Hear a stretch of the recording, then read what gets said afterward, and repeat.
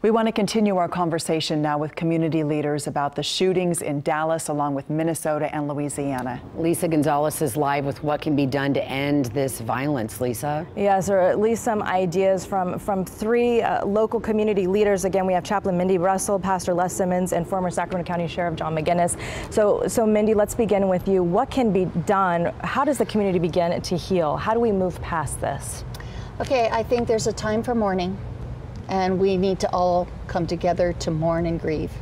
And then as we start building, let's base it on truth, not opinions, not biases, not casting aside facts, but let's start facing these things in the reality of truth and come together in that way.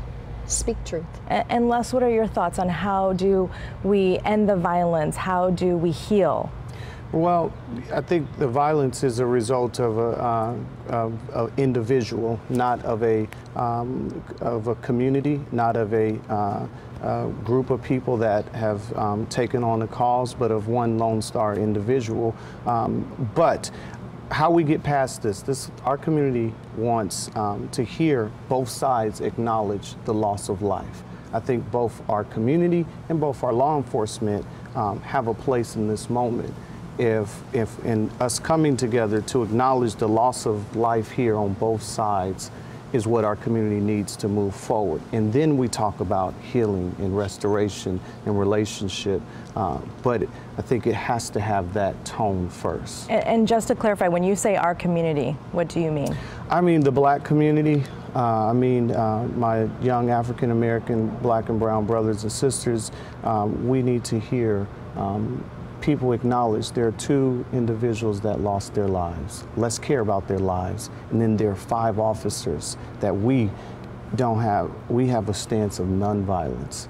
Our community has a stance of, our work has a command of nonviolence, and working to build relationship, to create community, create trust, create a relationship. We're in this world together. We're in this city together. We're in this nation together, and we can build together.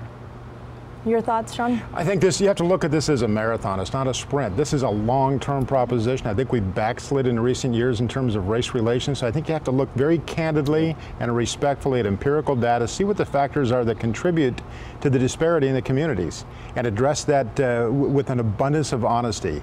And I think we'll see if we make investments in that today, I think we'll reap the benefits years down the road to come. And where do you think, in terms of moving forward, where would you think is a good place to start? And is this an opportunity for not only Sacramento, but maybe Stockton, Modesto, all of the other surrounding areas here in Northern California to maybe lead by example? Could I also say, start with the children. Start with the hearts of the children. Parents need to get involved right now, hear what the children already are hearing or have formed their own opinions, and help these children see that law enforcement are good and that they can be trusted, and help our officers see that the Black community is not represented by 1 or 2 people.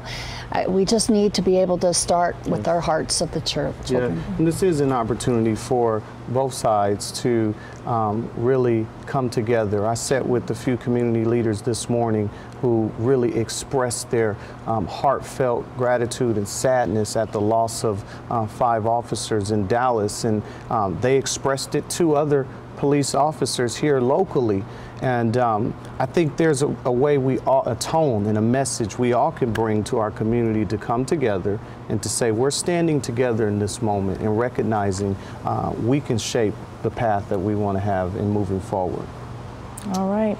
I think nurture guidance, support for young kids in every community. Starting with the youth. I think that's where it starts. And you build into them confidence and respect for one another and respect for the rule of law. Thank you all so much for being here.